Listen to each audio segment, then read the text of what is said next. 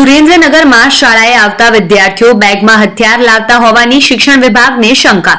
સુરેન્દ્રનગરની 370 શાળાઓના વિદ્યાર્થીઓનું ચેકિંગ કરવા શિક્ષણ અધિકારીએ આપ્યા આદેશ.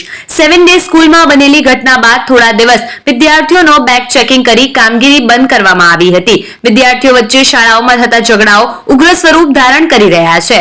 જિલ્લા શિક્ષણ અધિકારીનું નિવેદન.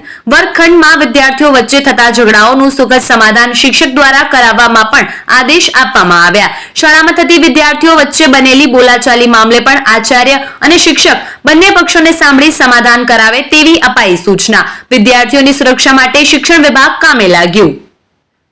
શાળા કક્ષાએ અભ્યાસ કરતા વિદ્યાર્થીઓ પૈકી ક્યારેક નાના મોટા ઝઘડાઓ થતા રહે છે અને હમણાં બનતી ઘટનાઓમાં કેટલીક અસંગઠિત ઘટનાઓ સામે આવી છે. તેમાં વિદ્યાર્થીઓએ એકબીજાને હથિયારથી હુમલો કરેલ છે અને ઘણું બધું વાગી ગયેલી ઘટના સામે આવતા સુરેન્દ્રનગર જિલ્લાની તમામ શાળાઓમાં આચાર્ય અને સ્ટાફગણને સૂચના આપી દેવાય છે. વિદ્યાર્થીઓ આવું કોઈ પણ પ્રકારનું ઘાતક હથિયાર કે સાધન લઈને શાળામાં ના પ્રવેશ કરે અને એનો દુરુપયોગ ના કરે. ખાસ એના માટે સંચાલક મંડળ અને શાળાના ટ્રસ્ટી મંડળને તમામ સૂચનાઓ દેવાય છે.